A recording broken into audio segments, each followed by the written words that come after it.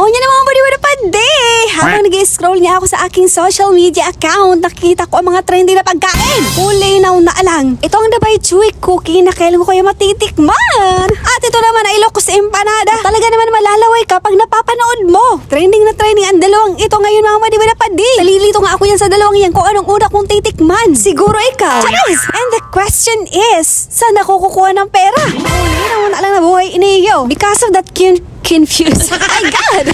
Because of my confusednicity and curiosity, mga madiwada pa di, I asked my 55 million members here in Facebook page. Charis! And the result is, ang nanalo ay ang Dubai Chewy Cookie. Bulinaw na lang bati mahalon iyan. At dahil dyan, request mo, gagawin ko. Dahil malakas kayo sa akin, titikman natin ang Ilocos Empanada. O pagpasensyahin na tawit, kulang ba ang budget ni Madi mo sa Dubai naan? Pwede ba Dubai? Charis! Forward na tayo mga madiwada pa di. Here we go, go, go!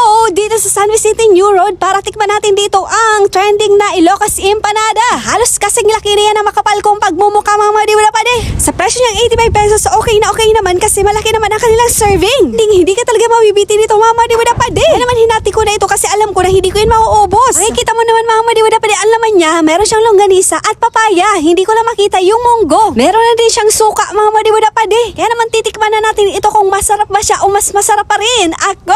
Charis! Pag napapanood mo naman kasi talaga sa social media, ang mga food vlogger talaga naman matatakam ka. Parang ang sarap-sarap nilang panoorin. At based sa panlasa ko nito mga madiwala pa di, masarap siya. In fairness, pero hindi ko alam kung ano yung lasa ng authentic na Ilocos Empanada kasi hindi pa naman ako nakakapunta roon. Siyempre, sarong daraga maurag salada. Talaga naman titik naman natin yan with hot sauce or chili oil. Kapag may mga ganito naman talagang trendy na pagkain talaga naman na patperwing na sa uso man kita ta. Mapag-iiwanan na tayo yan. By Chewy Cookie nga pala talaga ang nanalo sa ating botohan, pero dahil nga wala tayong budget mga madiwala pa di, ito na muna. Siguro kung may magpapautang sa akin dyan, matitikman ko yon. Charis! At kaya may try naman natin siya with suka with chili oil. By the way, mga madiwala pa di, 30 minutes lang naman palang hinintay namin para lang makakain itong Ilocos Empanadang iniyo. Bulinaw na lang talaga namang marurutuyan kakakalat. Marami kasing mga customer talaga naman na trending ang Ilocos Empanada na to. Mariose! Sana all. Yan naman talaga ang power ng social media. Kahit nanonood ka lang, talaga maiinganyo ka na bumili. Ako wagaw, para nanunakawan kita naman sa opisina kang CCDI, kang kakahiling ko baga sa social media iniyo. Mas Mariose, magriliwi ka man talaga. In fairness naman sa Ilocos Empanada na ito, talaga naman mabubusog ka na sa 85 pesos. Hinati ko lang talaga yan kasi hindi ko kaya na ubusin. Pero kung puro pasuong kang tao, kasya unang sa imo, talaga mauubos mo. Talaga may i-achieve ko na magluluto ako nito sa aking next vlog. Mga madiwala pa di, abangan mo yan. Sa muli, maraming salamat sa panonood na video na ito at abangan naman ang next episode na pagbarag-barag na babae na Tabaco City Albay. Bulinaw na alang.